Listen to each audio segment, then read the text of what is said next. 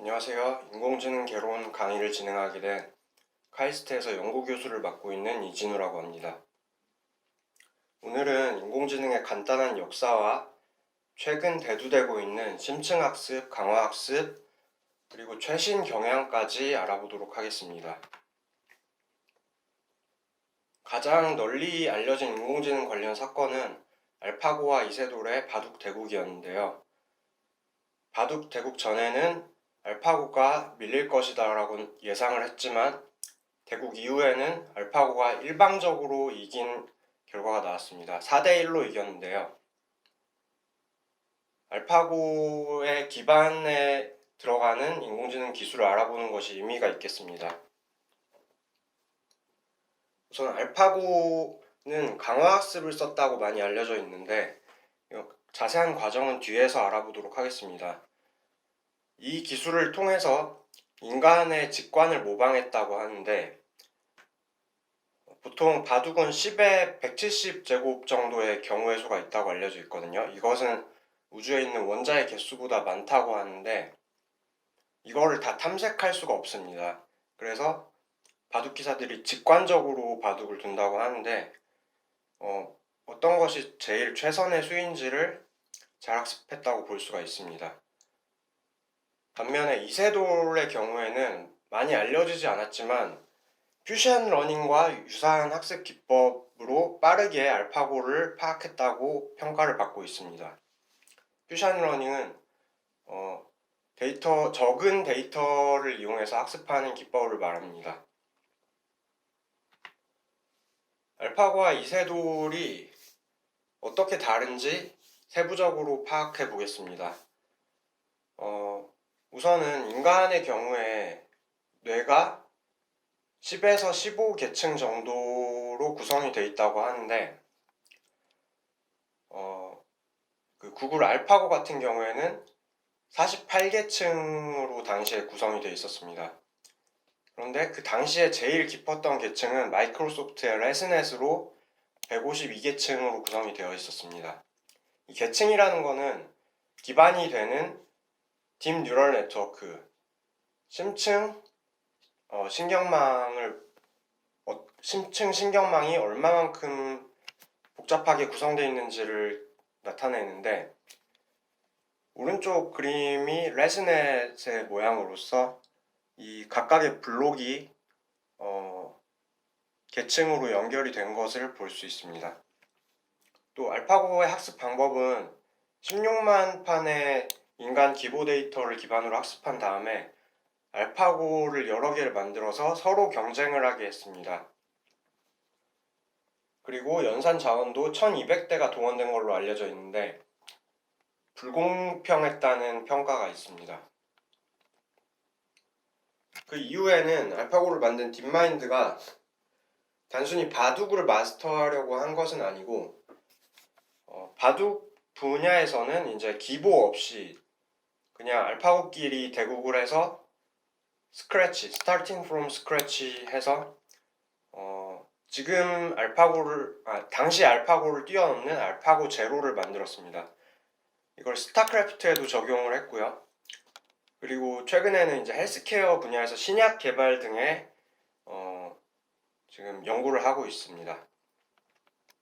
알파고뿐만이 아니라 유명한 몇 가지 사건이 있는데 그 이전에 우선 IBM이 세계 체스 챔피언인 게리 카스파로프를 인공지능을 통해서 딥블루를 이용해서 꺾은 사건이 있었습니다. 그리고 같은 IBM에서 왓슨이라는 인공지능을 개발해서 제퍼디 쇼라는 퀴즈쇼에서 인간 챔피언, 퀴즈 챔피언 2명을 꺾고 압도적으로 우승한 사례가 있습니다. 최근에는 한국의 카이스트에 있는 오준호 교수 연구팀이 휴보라는 로봇을 만들어서 DRC, 다르파 로봇 챌린지라는 데서 우승을 했는데요. 다르파는 인터넷을 만든 것으로도 유명한 미국 국방부 연구소입니다. 여기서 이제 후쿠시마 원전사고 같은 재해 현장에서 인간이 할 수 없는 일을 로봇이 할 수 있겠다면 좋겠다고 생각을 해서 8가지 정도의 미션을 수행을 하게 합니다. 뭐 장애물을 제거한다던가 문을 연다던가 이런 과정에서 휴보가 우승을 했습니다. 그럼 이런 발전 과정에서 인공지능을 2가지로 나눠볼 수 있겠는데요.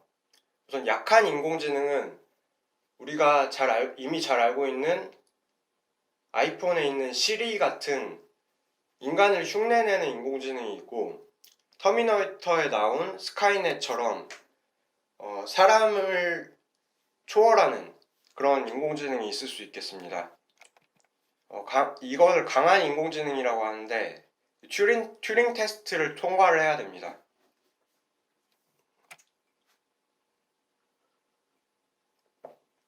튜링 테스트라는 거는 이제 앨런 튜링이라는 사람이 만들었는데, 인간과 기계를 각각 다른 방에다가 집어넣고 제3자가 대화를 했을 때 이게 기계인지 사람인지 판별이 가능한지를 테스트하는 것입니다.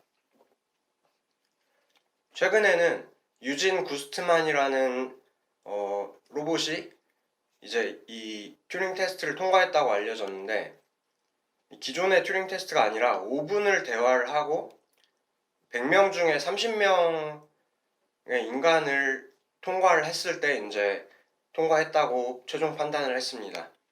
그리고 최근에 나온 엑스 마키나라는 영화가 있는데, 이거는 더 튜링 테스트를 발전시켜서 인간을 자신에게 유리하도록 조정하는 것을 목표로 했습니다.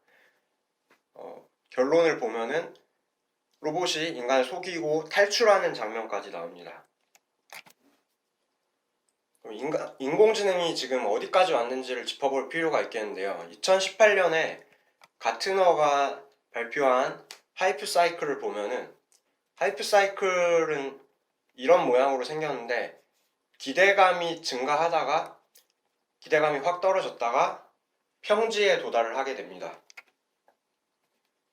지금까지 살펴본 심층학습 기법 딥뉴럴 네트워크는 지금 기대감은 최고조에 있는데 수년 내에 이제 기술 정점에 도달할 것으로 예상이 되고요. 더 진행을 하면은 이제 기대감이 많이 떨어진 기술로는 커넥티드 홈이나 어그먼티드 리얼리티, 증강현실 같은 것들이 있는데, 기대감은 많이 낮아졌지만 이것이 완성되려면은 최대 10년까지 더 걸릴 수 있다고 지금 판단이 되는 것 같습니다. 그리고 아직 잘 안 알려진 기술로는 이제 자율주행 자동차, 오토노머스 드라이빙은 10년 이상이 걸릴 것으로 예측이 되고 있습니다.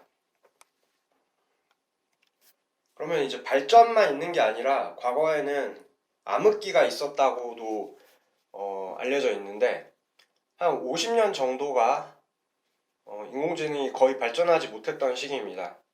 그래도 처음에 50년대 등장했을 때는 이 모든 것을 해결할 수 있을 것처럼 보였다고 제프리 힌튼 교수가 언급을 한 적이 있습니다. 지금 현재는 딥러닝이 이제 등장을 해서 쭉 진행을 하고 있는 상태고, 거의 익스포넨셜하게 발전할 것으로 예상이 되고 있습니다. 왜 암흑기가 있었냐면은 모라백의 역설이라고 하는데, 기계에게 쉬운 일은 인간에게 어렵고 인간에게 쉬운 일은 기계에게 어렵다고 합니다. 예를 들어서 기계에게 쉬운 일은 소수점 연산, 미분, 적분, 그리고 뭐 오래된 데이터를 기억하는 것. 그런데 인간에게 쉬운 거는 이제 개와 고양이 구분 같은 작업인데, 기계는 이런 거를 잘 못했었습니다. 왜 이렇게 인간에게 쉬운 일을 학습을 잘 못했냐? 근본적으로는 문제 정의를 하기가 굉장히 어려운 특징이 있습니다. 예를 들어서 강아지란 무엇인가 이렇게 물어봤을 때 어떤 사람도 강아지가 무엇인지 정확히 말하기가 힘듭니다. 다리가 4개, 꼬리가 있고 귀가 있고 뭐 주둥이가 있고 이런 특징은 너무 많은 동물에게 해당이 되기 때문에 이렇게 말로만 해서는 정의를 하기가 힘듭니다. 중세 철학에서 보편 논쟁에서도 보편이 무엇인가 이 정의가 어려웠던 적이 있거든요. 예를 들어서 2015년에 되게 유명한 사건이 있었는데 구글 포토 이제 구글 안드로이드에 들어가는 사진첩에 가보면은 자동으로 카테고리를 나눠주는 기능이 있었던 것 같습니다. 이때 흑인들을 고릴라로 지금 잘못 분류를 해가지고 인종차별주의라는 그런 비판을 받고 다급하게 디버깅을 했던 전례가 있습니다. 이런 한계에서 현실적으로 학습을 하려면은 어떻게 해야 되냐면은 우선 어떤 종의 울음소리는 어떻고 어떤 종은 귀가 어떻게 생겼고 이런 데이터의 무한에 가까운 변이들을 모두 고려를 해야 됩니다. 굉장히 어렵겠죠. 그리고 뭐 사진 데이터만 있는 게 아니라 소리 데이터도 있을 수 있고 움직임에 따른 뭐 궤적 데이터가 있을 수도 있고요. 이런 걸 비정형 데이터라고 하고요. 형태가 정해지지 않았다. 그리고 세 번째로는 하드웨어 사양이 좋아야 됩니다. 이 세 가지 한계가 있었는데 현재는 많은 부분이 극복된 상태입니다. 우선 인공지능 하드웨어 측면에서는 GPU, 그래픽카드에 들어가는 처리 장치가 많이 발달이 됐고 빅데이터라고 이제 무한도전에서 식스맨 선발 당시에 광희를 선발할 때 유재석이 퀴즈를 냈었어요. 빅데이터라는 게 굉장히 유명해졌었죠, 당시에. 이 처리 기술이 많이 발달을 했습니다. 하둡, 스파크, 텐서플로우 같은 오픈소스 프레임워크들이 많이 등장을 했고 또 심층학습, 이제 알아볼 심층학습이 소프트웨어적으로 발달을 했습니다.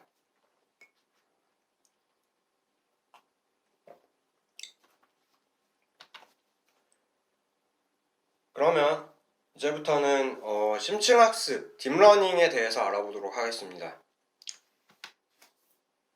심층학습의 3대장, AI의 3대장 갓파더가 3명이 있는데 토론토 대학교 구글의 제프리 힌튼 교수, 그리고 몬트리올 대학교의 요슈아 벤지오, 뉴욕 대학교와 페이스북에서 근무하고 있는 얀 르쿤 교수가 있습니다.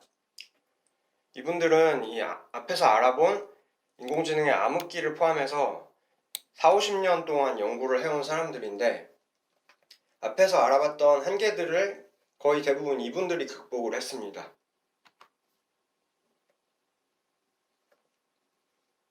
그러면 심층학습이 뭔지, 기계학습이 뭔지, 인공지능이 뭔지를 정의를 할 필요가 있습니다.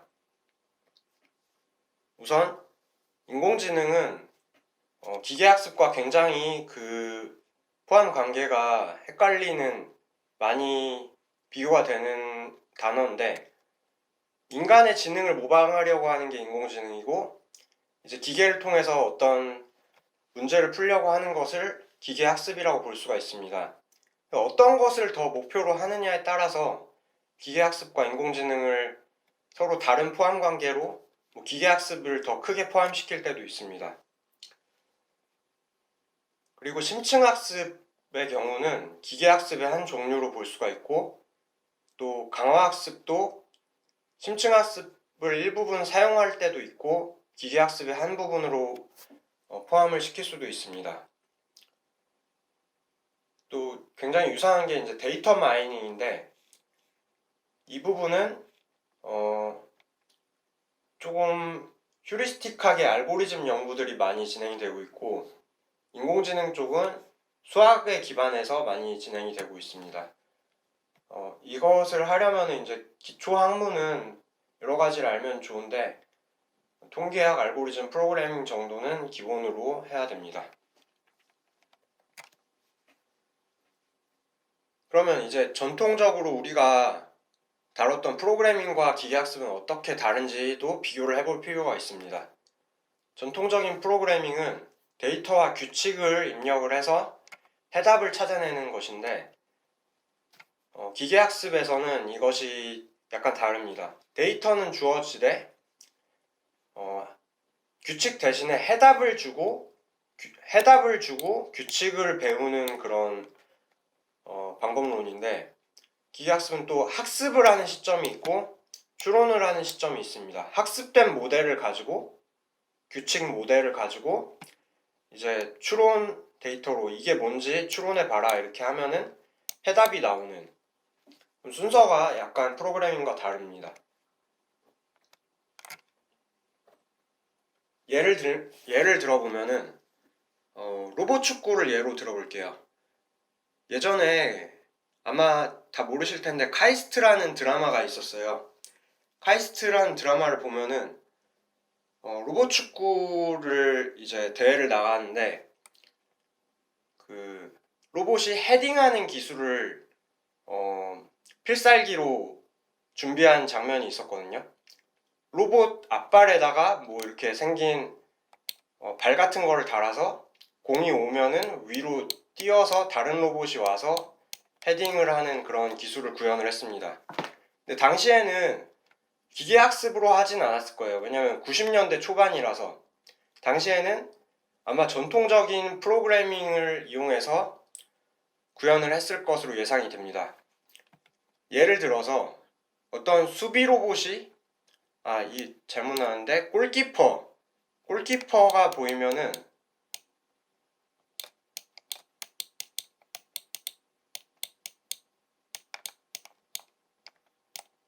그러면은 규칙이, 우리가 마련한 규칙에서 이제 데이터에 골키퍼가 보이면 슛을 하도록 이렇게 미리 정해 놓을 수가 있어요. 그러면은 이 데이터도 있고 규칙에도 해당이 되니까 슛을 하겠죠, 로봇가.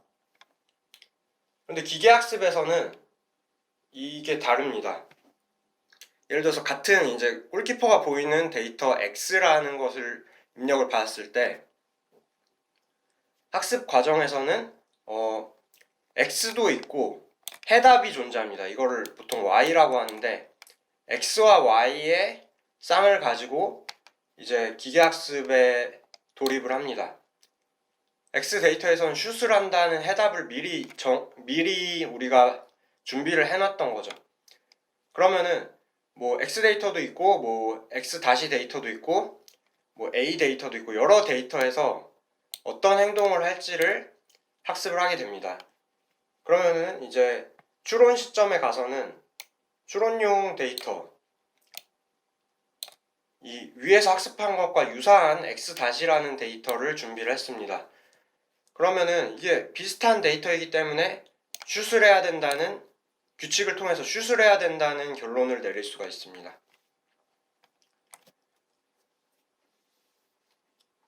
다음으로 이제 기계학습과 심층학습은 그러면 어떻게 다르냐? 전통적인 기계학습을 말을 하는데요.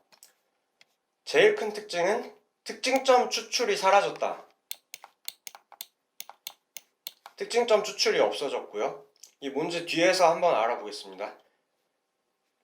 그리고 분류라는 문제를 풀 때 전통적으로는 나이브 베이즈, 디시전 트리, 의사결정 트리, 로지스틱 리그레션, 뉴럴 네트워크, 신경망 등을 사용을 했었는데, 이것을 통해서 이 입력 데이터가 자동차인지 아닌지 이걸 판단하는 게 문제였습니다. 근데 심층학습에서는 특징점도 사라졌고 특징점 추출 과정이 사라졌고 주로 기존에 있던 뉴럴 네트워크를 가져와서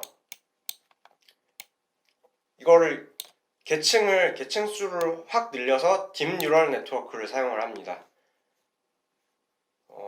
그 결과 더 좋은 성능을 내고 있는데요. 특징점 추출이 뭔지를 간단하게 한번 알아보겠습니다. 특징점 추출은 네이버 폴라라는 카메라 어플리케이션에서 제공받은 사진인데, 이 움직이는 화면에서 가장 특징이 되는 부분들을 찾아내도록 알고리즘을 만든 것입니다. 예를 들어서 지금 여기 보면은 이 모서리에 있는 점이 몇 개가 나오고 있어요. 벽면에 있는 점은 안 나오고, 벽면에 있는 점은 전혀 특징으로 포함이 안 되고 모서리가 나오고 있는데, 경계가 급격하게 바뀌고 있죠. 이런 좀 의미의 사람이 만들어낸 규칙을 가지고 추출을 하는 과정이었습니다. 예를 들어서 채도를 사용할 수도 있고요. 명암을 사용할 수도 있고 뭐 대비값이라던가 이런 걸 사용을 해서 실제로 어떤 수학적인 벡터를 추출을 하는 과정입니다. 이 과정을 거치면은 예를 들어서 흔들림 보정이라는 태스크를 수행할 수가 있는데, 자세히 보시면 알겠지만 이 지금 오른쪽 위에 있는 그림이 움직이고 있는 이것도 GIF 그림입니다. 그런데 특징점들끼리 좌표를 비교를 해서 흔들리는 현상을 아예 없애버린 거죠. 그리고 또 유사사진 검색 같은 애플리케이션도 만들 수가 있는데, 특징점 벡터가 비슷한 사진을 탐색을 하면은 비슷한 사진을 결과를 반환받을 수 있게 됩니다. 그러면 이제 심층학습은 그러면 뭔가 인간의 뇌 구조를 모방한 심층 신경망을 이용한 학습입니다. 예를 들어서 여기 시냅스의 모습이 있는데, 인간의 뇌에 시냅스가 이렇게 생겼거든요. 시냅스 간에 전기적인 신호를 전달하는 게 뇌의 작동 방식인데, 이것들을 모방을 했습니다. 시냅스를 모방해서 어떤 셀을 만들고 셀을 레이어로 구성해서 네트워크로 연결을 시켰습니다. 그러면 심층 학습에서 가장 많이 쓰는 것을 심층 신경망이라고 딥 뉴럴 네트워크라고 했는데, 이건 앞에서 살펴본 것과 같이 특징점을 없애면서 자동으로 특징점 추출을 얘가 대신 해주고 또 분류를 해주는 부분으로도 구성이 되어 있습니다. 예를 들어서 고양이 사진을 분류를 해볼 텐데, 고양이 사진은 컴퓨터가 볼 때는 이렇게 숫자로만 표현이 되어 있거든요. 이것을 이 DNN에 처음에 입력으로 인풋 레이어에다가 이렇게 값을 넣어줍니다. 그리고 이것이 뭔가 학습된 학습된 신경망을 거쳐가지고 아웃풋 레이어까지 전달이 되는데, 결과적으로 이게 고양이가 맞는지 아닌지 트루 폴스를 판단하는 그런 네트워크입니다. 좀 더 쪼개보면은 오른쪽 그림에서 이제 앞부분은 주로 피처 익스트랙션, 특징점 추출을 담당하고 뒤에 부분에서 분류 기능을 담당한다고 볼 수 있습니다. 이것 같은 경우는 이제 이 표지판이 어떤 숫자를 나타내는지를 예측하는 그런 네트워크인 것 같은데, 이 표지판이 이 네트워크를 거치면서 모양이 좀 뭉개지면서 뭔가 사람이 알아볼 수는 없지만 어떤 벡터 혹은 행렬로 지금 구성이 된 걸 볼 수가 있어요. 이런 것들 모두를 이제 특징점이 추상화된 형태라고 볼 수 있습니다. 그래서 결과적으로는 60이라는 값을 예측을 하고 있습니다. 다음으로 DNN은 더 세부적으로 나누면은 CNN과 RNN으로 나눌 수가 있습니다. CNN 같은 경우에는 컨볼루션이라는 연산이 추가된 뉴럴 네트워크라고 볼 수가 있는데, 이미지 데이터를 학습할 때 좋고, 또 RNN, 리커런트 뉴럴 네트워크의 경우에는 시계열 데이터 학습에 좋다고 알려져 있습니다. 예를 들어서 주식 데이터라던가 궤적 데이터, 소리 데이터 이런 것들 학습에 좋을 것 같습니다.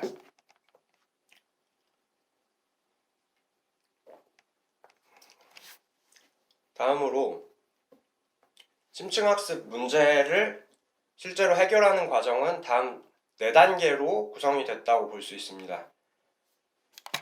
우선 왼쪽 아래에 있는 그림을 한번 보면은 0에서부터 9까지를 분류하는 그런 문제인데, 입력 데이터가 이렇게 주어졌을 때 10개 중에 하나를 예측하도록 10개 클래스로 구성된 아웃풋을 여기다 구성을 해놨습니다. 그러면은 각각 10개의 그 숫자가 0에서 1 사이의 확률이 나오는데 가장 높은 확률 값을 나타내는 것을 예측된 숫자라고 볼 수가 있겠습니다. 이 데이터를 집어넣고 답을 여기에 같이 학습용 데이터의 답을 배치를 했을 때 네트워크가 학습이 되는데요.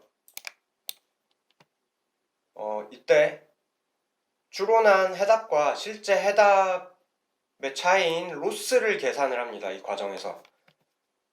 로스는 여러 가지 함수가 있을 수 있는데 지금 예로 든 거는 Categorical Cross Entropy라고 해서 분류 문제에서 많이 사용이 되는 그런 로스입니다. 이것 말고도 뭐 민스퀘어드 에러 같은 로스를 쓸 수도 있습니다.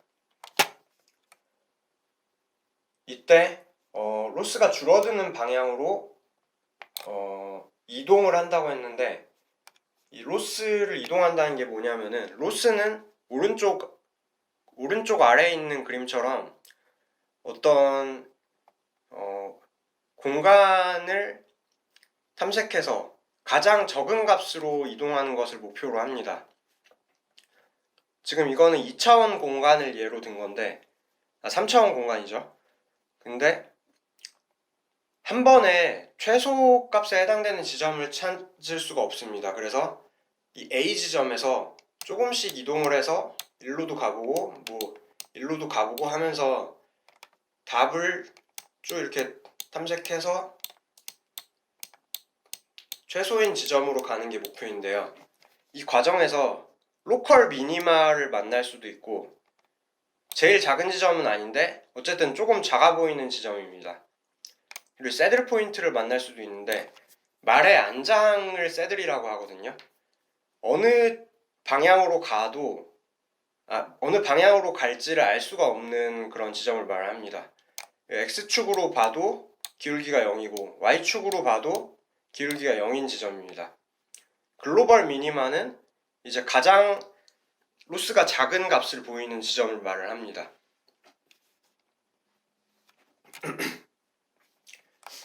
이때 우리가 글로벌 미니마로 가야 하는 게 목표인데 로컬 미니마에 빠지면은 여기서 왔다 갔다 하면서 뭐 더 이상 진행이 불가능할 수도 있고 새들 포인트에서도 더 이상 진행이 안 될 수가 있습니다.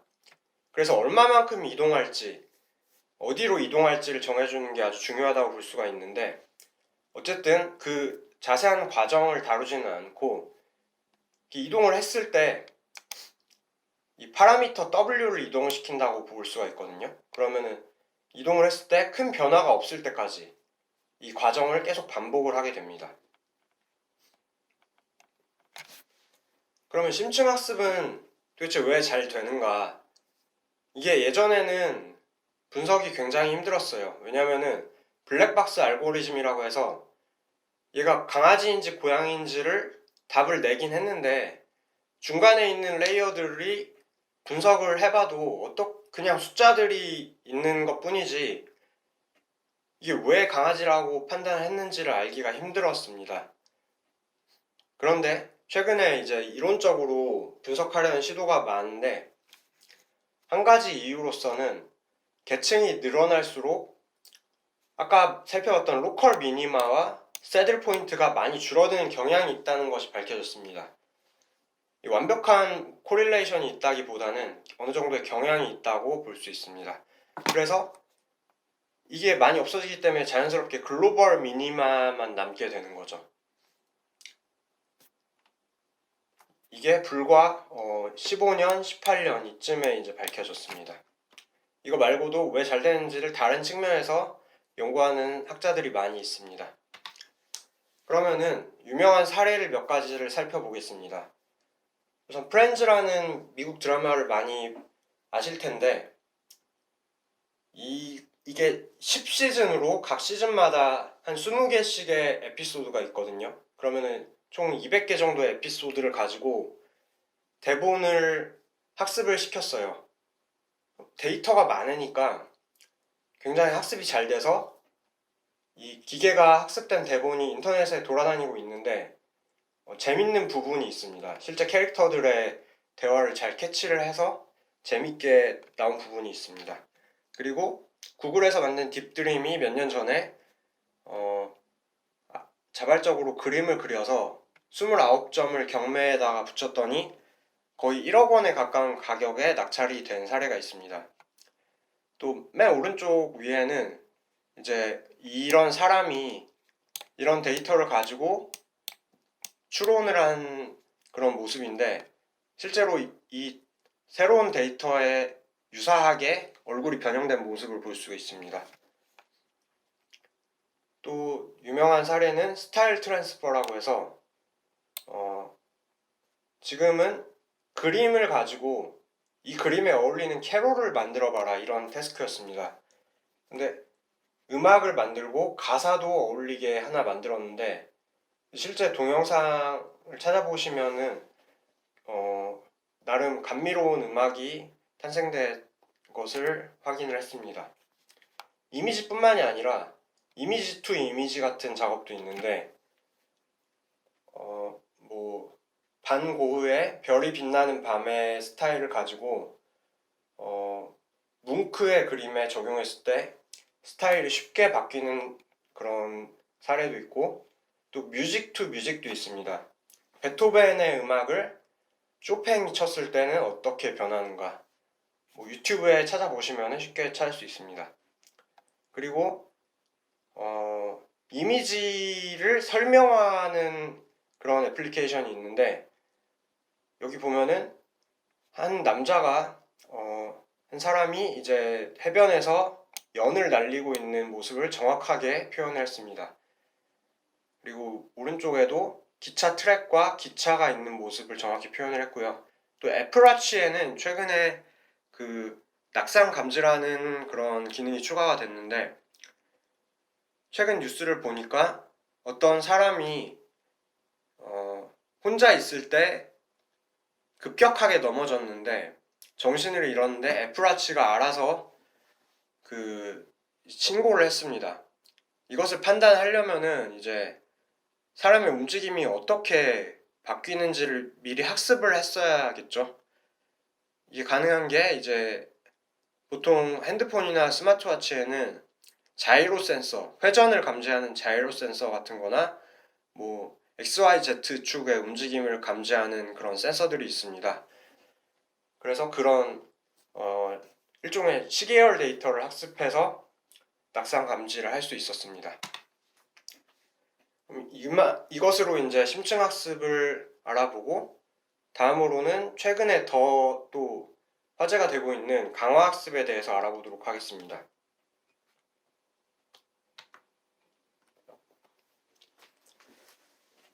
그 전에 이제 학습을 세 가지로 크게 나눌 수가 있는데 지도학습, 비지도학습을 많이 이렇게 두 부분으로 알고 있겠지만 사실은 강화학습이 또 다른 세 번째 부분으로 많이 간주가 되고 있습니다.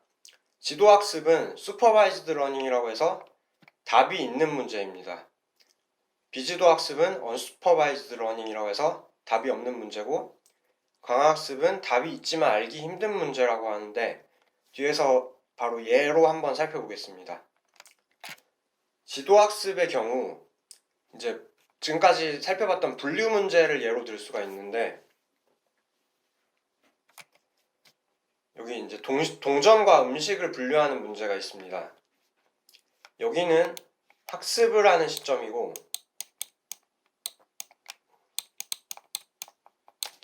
여기는 이제 예측을 하는 시점입니다. 테스트. 두 가지 시점이 있다고 했었죠. 테스트 또는 뭐 인퍼런스라고도 많이 부르고 프레딕션이라고도 부릅니다. predict.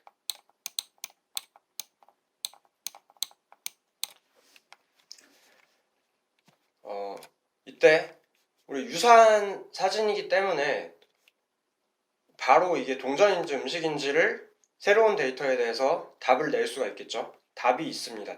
이게 답이에요. 답이 있는 걸 가지고 학습을 한 거죠. 그런데 답이 없는 문제가 있습니다. 이 네 가지를 두 개로 나눠봐라. 그냥 막연하게 두 개로 나눠봐라 하면은 이렇게 점선으로 나눌 수도 있는데 이거는 이제 동전과 음식으로 분류를 한 거죠.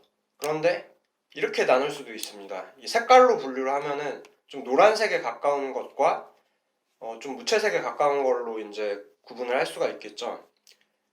근데 막연하게 두 개라고 하면은 어떻게 해야 될지 몰라요. 왜냐면 답을 정해주질 않았으니까. 이런 문제를 클러스터링이라고 합니다. 다음으로 이제 강화학습 문제가 있는데 답이 있는데 알기 힘든 문제라고 보면 돼요.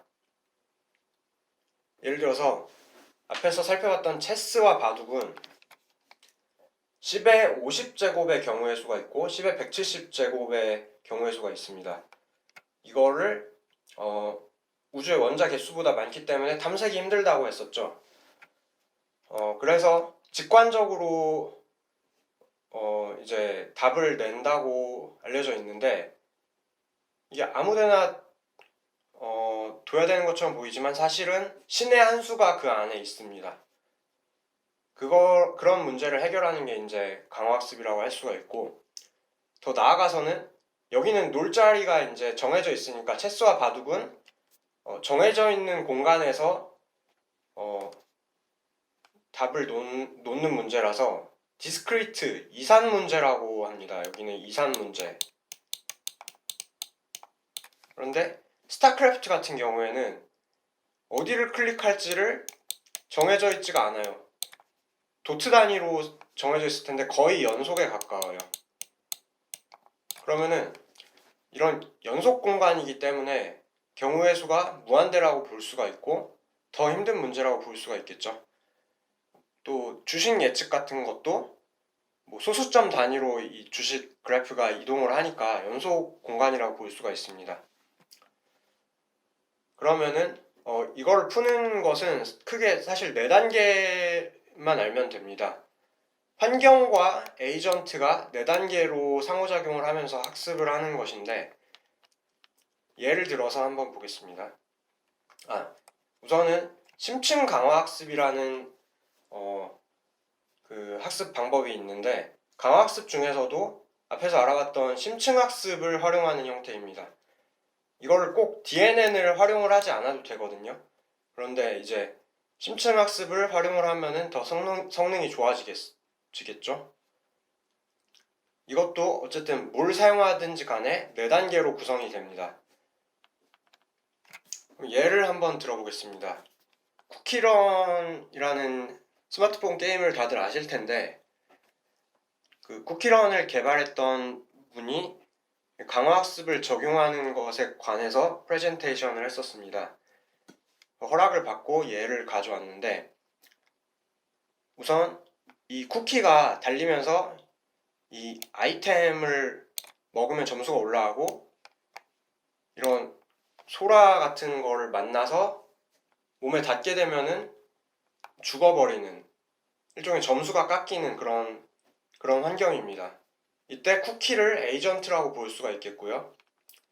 또 이 전체적인 그림 형태를 환경이라고 볼 수가 있겠습니다. 게임 엔진이라고도 생각할 수가 있겠죠. 그러면 에이전트의 경우에 이걸 도트 단위로 보면은 너무 복잡하기 때문에 해상도를 조금 낮췄습니다. 해상도가 낮으면 이제 데이터가 줄어들어서 학습이 빨라지겠죠. 이걸 뭐 픽셀 단위로 이걸 그리드를 나눠놨으면은 데이터가 너무 커져서 이제 학습이 느려질 수가 있습니다. 그러면은 이렇게 조금 추상화를 시켜서 그리드를 크게 잡아서 상태라고 정의를 하고 이걸 그냥 가져오는 게 아니라 그 평균값 같은 것들을 숫자로 변환을 해서 상태를 정의해서 에이전트에 입력을 받습니다.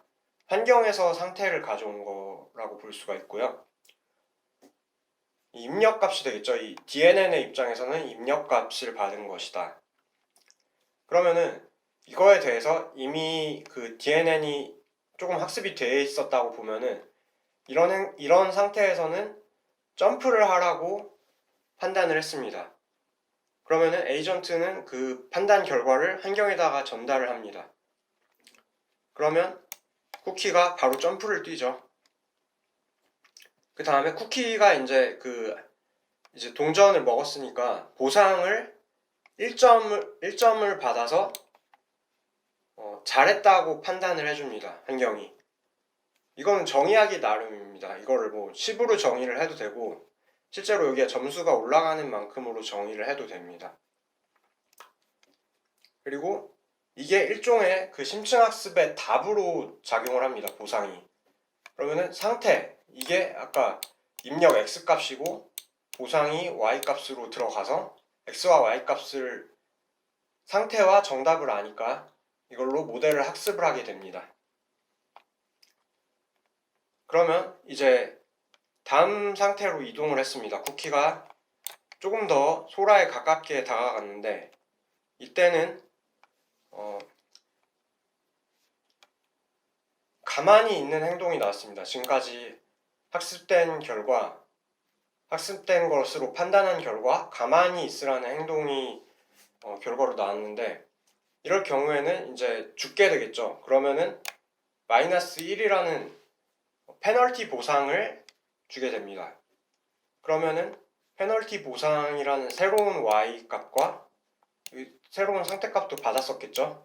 x와 y 값을 이용해서 다시 모델 학습을 해서 이런 상태에서는 가만히가 이렇게 지금 돋보이는 확률 분포로 이렇게 나온 모습을 볼 수가 있는데 다음에는 가만히라는 값이 조금 줄어들게 여기가 이 확률 분포에서 가만히에 대한 아웃풋이 조금 더 줄어들도록 나올 수가 있습니다. 학습이 됩니다. 이런 과정을 많은 횟수를 거치면은 최적의 모델을 학습을 할 수가 있게 되고 쿠키가 더 잘 행동을 할 수 있게 되겠죠. 이 화면은 실제로 그 과정을 거쳐서 학습한 결과입니다. 지금 보시면은 이 그리드가 방금 설명드린 것과 거의 같고 이 동전이랑 아이템을 먹으려고 점프를 열심히 뛰는 모습을 볼 수가 있습니다.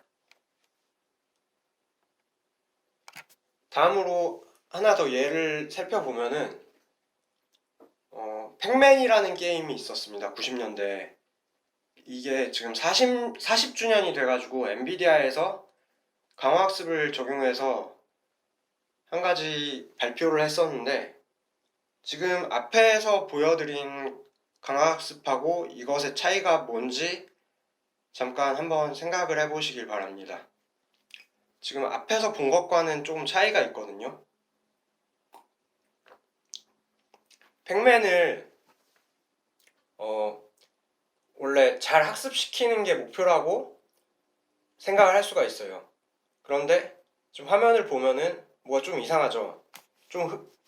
이 노란색 점들이 균일하지 않고 뭐 좀 불투명한 부분도 있습니다. 이게 지금 해상도가 좀 깨졌다고 볼 수도 있는데 이게 실제 지금 완전한 결과거든요. 이게 뭘 의미하냐면은 이제 이 게임 자체를 강학습이 만들었다는 것을 지금 보여주고 싶었습니다. 이 팩맨 자체를 학습을 시킨 게 아니라 이 노란색 지금 먹으면서 다니는 팩맨을 학습을 한 게 아니라 이 게임 엔진 자체를 모방을 했습니다. 이게 어떻게 했냐면은 5만 번의 팩맨 게임을 비디오 화면 형태로 보여줬어요. 픽셀 단위로. 게임의 뭐 데이터를 보여준 게 아니라 사람이 눈으로 보는 것처럼 비디오를 보여준 다음에 이 게임의 규칙과 화면 구성을 모방해 보라고 시킨 거죠. 그래서 게임 엔진이 전혀 없이 게임을 만들었다고 지금 발표를 했는데 잘 보시면은 팩맨이 이 큰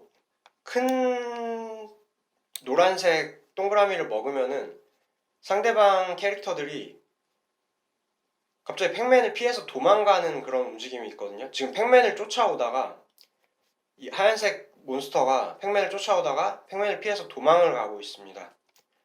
이게 게임의 규칙이거든요. 이걸 5만 번을 보고 나서 규칙을 간파를 했다는 거예요. 그런데 이 학습 초기에는 이 게임이 어떻게 규칙이 돌아가는지를 몰라서 몬스터들이 그냥 팩맨을 졸졸 쫓아다니는 그런 움직임만, 그런 규칙만 구현을 했었는데 5만 번을 보여주니까 이게 완벽하게 학습이 됐다는 거죠. 그러면은 이제 심층학습과 강화학습을 대략적으로 개요를 알아봤으니까 최근에는 또 어떤 기술들이 연구가 되고 있는지 쉽게 알아보도록 하겠습니다. 심층학습을 할 때는 우선 데이터가 많을수록 잘 되는데 데이터가 부족한 경우가 있습니다. 예를 들어서 뭐 현미경 사진으로 찍은 데이터 같은 경우에 현미경으로 많은 사진을 찍기가 힘들어서 많은 데이터 확보가 힘들다고 보통 알려져 있는데 수백 장을 찍기도 힘들거든요. 그럴 경우에 또 학습이 잘 되려면 데이터를 증강을 시켜야 됩니다. 데이터가 부족할 때 그래서 학습에 좋은 기법인데 근본적으로 그 인공지능 학습의 한계를 극복하려는 것과도 맞물려 있어요. 예를 들어서 우리가 고양이를 볼 때 딱 한 면만 보고 우리가 아기일 때 이걸 고양이라고 처음 보고 학습을 하진 않았을 거예요. 여러 가지 고양이의 모습을 보고 뭐 이쪽에서도 바라보고 이쪽에서도 바라보고 위에서도 바라보고 대각선에서도 바라보고 여러 가지로 움직이는 형태를 바라봤겠죠. 비디오 형태로. 그리고 뭔가 눈꺼풀을 조금 덜 떴을 때는 뭐 이 정도는 잘려나가기도 했을 수도 있고 이런 모든 경우의 수를 다 할 수는 없지만 비슷하게 뭐 회전을 한다던가 조금 이렇게 왜곡을 시켜서 여러 가지 하나의 데이터로 여러 가지를 만든 다음에 해답은 하나예요. 고양이라는 거를 더 잘 학습하기 위해서 데이터를 증가시키는 그런 기술이고요. 모양뿐만이 아니라 색깔도 여러 가지로 변화를 시킬 수가 있고 또 아까 눈꺼풀이 이렇게 닫히는 그런 형태를 생각해 보면은 이 부분만 살아남을 수가 있겠죠. 그래서 일부러 그냥 이 데이터의 일부분을 그냥 확 잘라버리는 경우도 있어요. 최근에 나온 컷아웃이라는 기법인데 이런 모든 그 데이터의 변화를 가지고 고양이 또는 뭐 앵무새라고 하나였던 그런 사진을 여러 가지로 증가시켜서 학습하는 기법입니다. 그리고 또 최근에 많이 연구가 되고 있는 기법은 디텍션과 세그먼테이션이 있는데 오브젝트 디텍션이라는 기법은 이제 그 사진에 있는 각각의 물체들을 오브젝트들을 바운딩 박스로 예측을 하는 그런 작업이에요. 이런 자동차는 바운딩 박스로 이렇게 어느 범위에 있는지 네모를 찾은 다음에 이게 자동차다.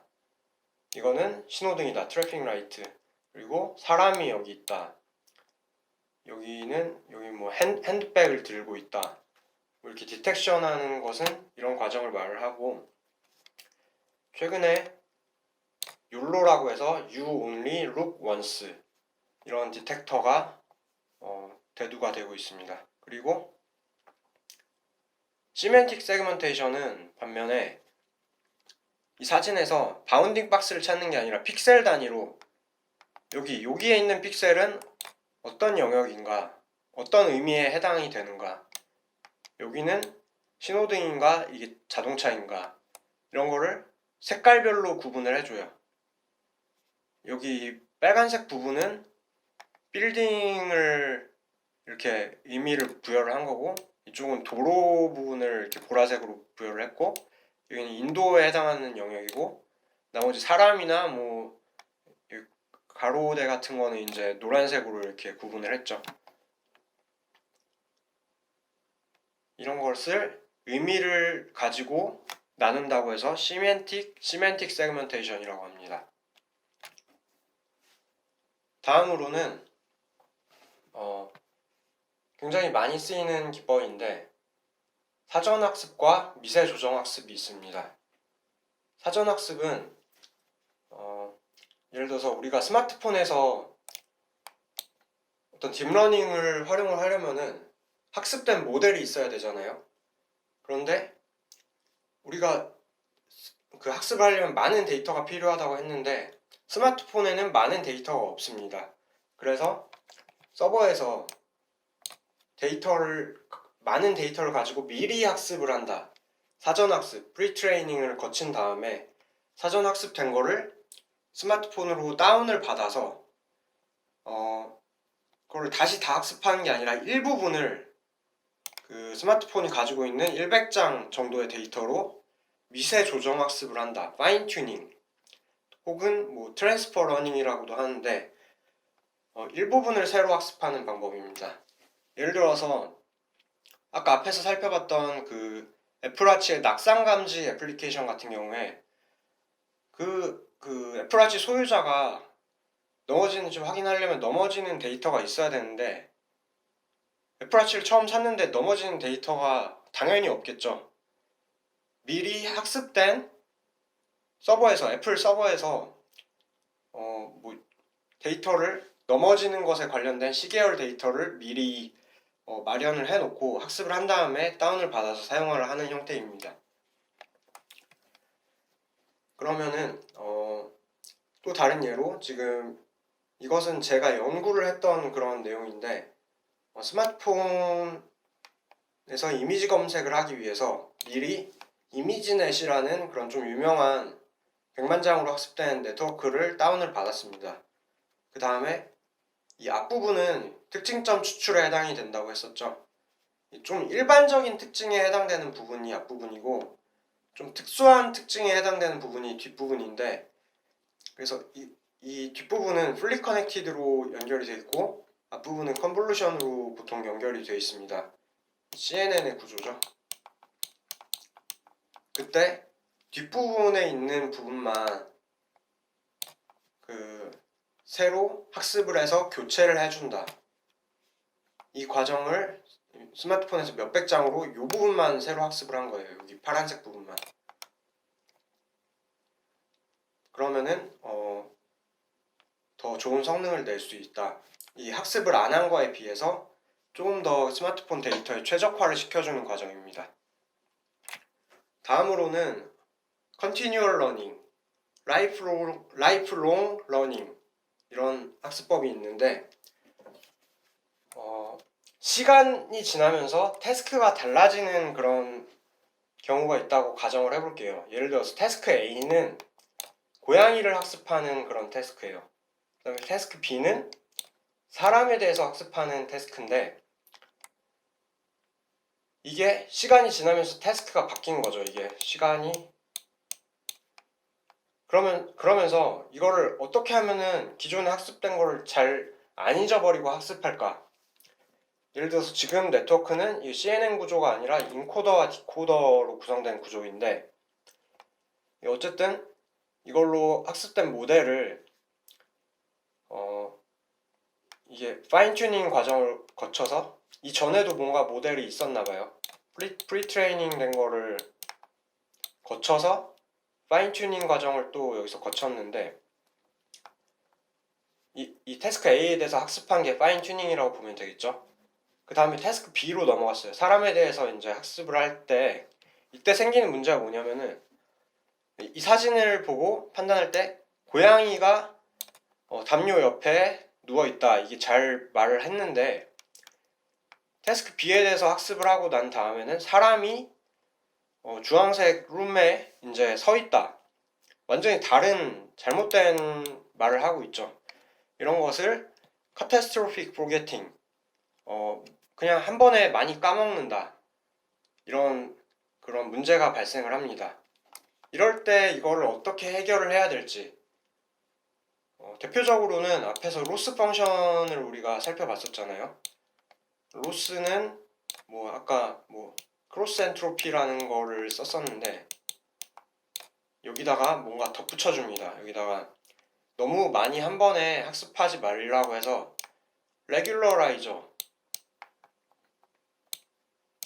레귤러라이저라는 그런 부분을 더해주면은 너무 한 번에 많이 학습되는 거를 조금 미연에 방지해주는 효과가 있습니다. 그래서 이런 어떻게 하면은 시간이 지남에 따라서 학습을 할 수 있을까, 이런 부분이 연구가 되고 있습니다. 다음으로는 멀티태스크 러닝이라고 또 많은 태스크를 한 번에 학습하자는 그런 시도가 있습니다. 태스크를 개별적으로 학습을 할 수도 있지만 비슷한 태스크를 한 번에 학습하면 더 성능이 좋아진다고 알려져 있습니다.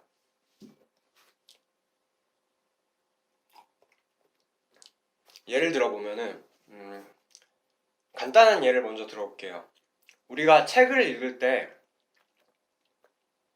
하나의 책을 읽다가 이제 하나의 참고서를 뭐 풀다가 조금 막히면은 다른 참고서를 풀 때도 있어요. 그러면은 두 개가 완전히 다르지는 않지만 어느 정도 비슷하다면은 뭔가 그 사이에서 상호작용이 일어나서 인사이트가 생기거든요.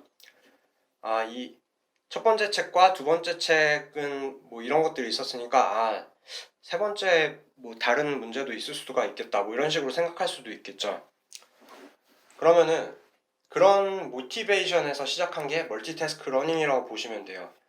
예를 들어서 지금 아웃풋 쪽만 보면은 폐암과 폐렴, 어느 정도 폐에서 일어나는 그런 병이니까 비슷한 것을 진단하는 두 가지 태스크가 있다고 볼 수가 있어요. 이런 비슷한 태스크를 수행을 할 때 조금 더 뭔가 학습이 잘 되는 그런 경향이 있습니다. 근데 만약에 우리가 여기다가 뭐 코로나를 학습을 하겠다, 완전 다른 거를 학습하겠다, 뭐 해보지는 않았지만 어쩌면은 이게 너무 다르기 때문에 혼란을 줄 수가 있어요. 이 네트워크 학습을 할 때 너무 생뚱맞은 거를 할 수는 없겠죠. 그러면 입력 쪽에서도 여러 가지 데이터를 입력할 수가 있는데 이건 멀티태스크는 아니고 멀티모달 러닝이라고 볼 수가 있습니다. 그 입력의 모달리티가 다르다. 뭐 소리 데이터, 이미지 데이터, 시계열 데이터, 이런 것들을 이제 데이터의 모드라고 하는데 그런 모달이 다르다. 이런 것들이 이제, 그런데 입력도 다른 게 좀 비슷한 게 있으면은 더 학습이 잘 되는 그런 경향이 있습니다. 예를 들어서 MRI랑 CT 동시에 뭐 엑스레이를 볼 수도 있고, 이런 여러 가지를 한 번에 보면은 더 도움을 얻을 수가 있겠죠. 따로따로 봤을 때보다. 다음으로는 이제 딥러닝이 우리가 왜 잘 되는지 알기가 굉장히 힘들다고 했었어요. 이게 블랙박스 알고리즘이라서 그냥 벡터들이 나열이 돼 있고 결과만 나오니까 이게 왜 이렇게 나오는지 뭐 디버깅이 굉장히 힘들었거든요. 그런데 그런 거를 이제 이해하려는 움직임이 Explainable AI, XAI라고도 부르고 또 Interpretable AI, 뭐 해석이 가능하다, 설명이 가능한 인공지능이라고 부릅니다. 그러면은 이게 개랑 그 고양이를 잘 분류한다는 거는 이제 알겠는데 이게 왜 그렇게 판단을 했느냐, 그림을 보면은 고양이라고 나온 답을 보면은 이쪽이 더 활성화가 돼 있죠. 뭔가 분포가 이렇게 솟아서 이쪽을 봤더니 이게 고양이인 것 같다. 그러면 강아지 쪽은 분포가 이렇게 솟아있는데 얘는 별로 이 부분으로 강아지라고 어느 정도 판단이 되는데 확실하진 않은 거죠. 빨간색이 더 확실한 거고, 지금 얘는 얘 얼굴을 봤더니 분포가 이렇게 여기에 솟아있죠. 이쪽이 강아지다, 확실하다. 고양이 쪽은 아예 거의 안 나왔죠. 그래서 이런 것들을 이제 이렇게 좀 설명하려는 움직임이 있는데, 예를 들어서 우리가 앞에서 살펴봤던 이미지 투 뭐 이미지 투 캡션, 이미지 캡셔닝 같은 기술이 있었죠. 이런 기술을 사용을 하면은 이런 부분에 해당되는 이미지를 추출해서 뭐 고양이가 누워있다, 강아지가 서서 입을 다물고 있다, 뭐 이런 식으로 캡셔닝을 할 수도 있겠죠. 다음으로 이제 지금까지 예시를 든 딥러닝 모델들이 굉장히 복잡한 형태를 띠고 있었어요. 어떻게 실제로 돼 있는지 알기도 힘들고, 뭐 컨볼루션이라는 게 있었고 리커런트도 있었고 굉장히 다양한 형태가 있는데, 이거를 사람들이 처음에는 다 수작업으로 뭐 이렇게도 해봤다 저렇게도 해봤다 시행착오를 겪어서 이미지에는 컨볼루션이 좋구나 이런 식으로 알아냈는데, 이것을 자동으로 해줄 수는 없을까 해서 나온 것이 뉴럴 아키텍처 서치라고 하는 연구입니다. 이거를 다른 이름으로는 오토 ML이라고도 부르는데, 자동으로 머신러닝 모델을 찾아준다는 거죠.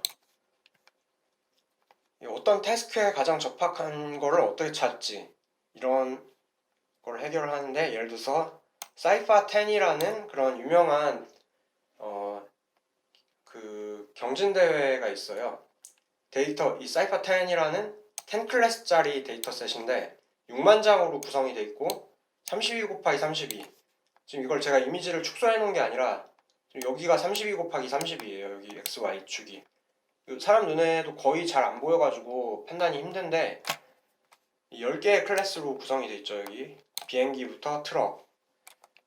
근데 사람의 경우에는 95% 정도의 정확도가 나왔는데, 이미 그거를 뛰어넘은 지는 한참 됐고 그걸 더 서로 이기려고 경쟁을 계속 하고 있어요.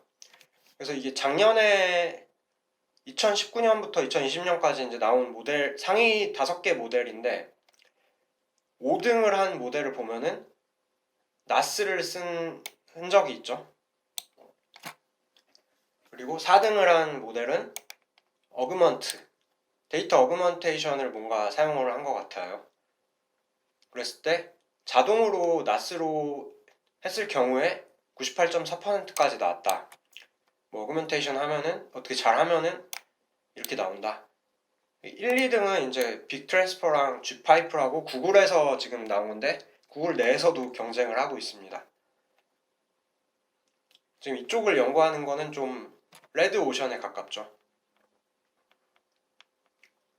다음으로는 제가 연구하고 있는 분야인데, 제가 작년 말에 이제 박사 디펜스를 하고 올해 이제 졸업을 했는데, 저는 이제 대학원 13학번이에요. 그래서 13년도에 대학원에 들어갈 때는 빅데이터가 한창 유명했었는데 점차 인공지능으로 넘어갔어요.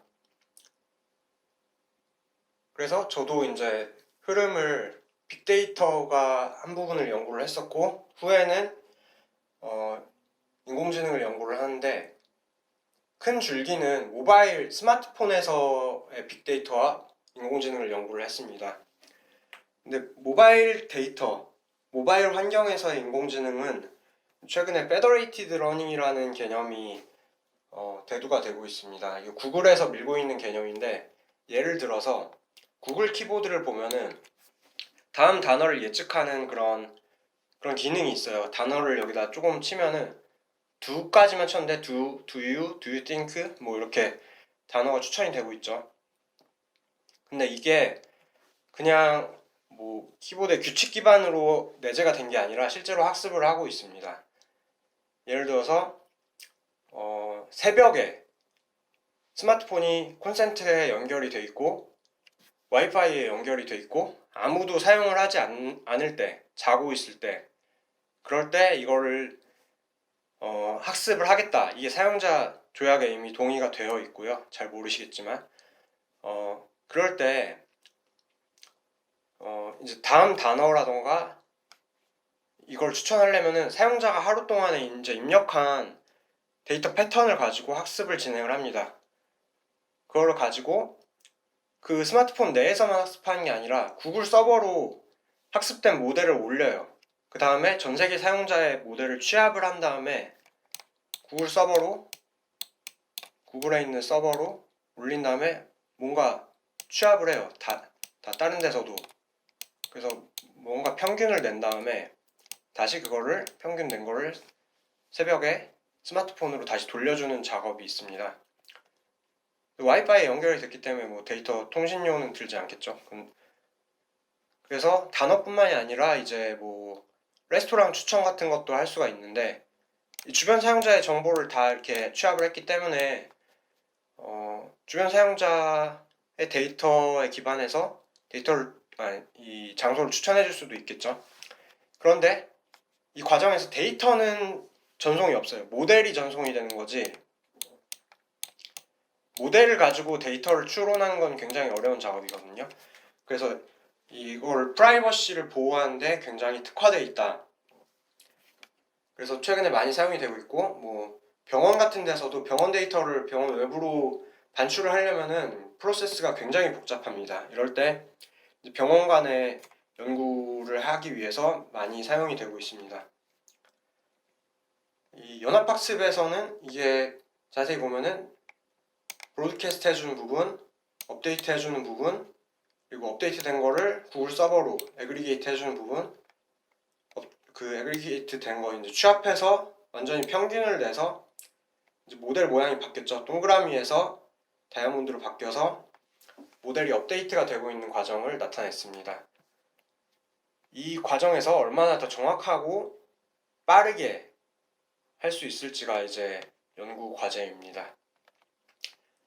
이제 마무리를 짓겠습니다. 인공지능은 긍정적인 시각이 있고 부정적인 시각이 존재를 하는데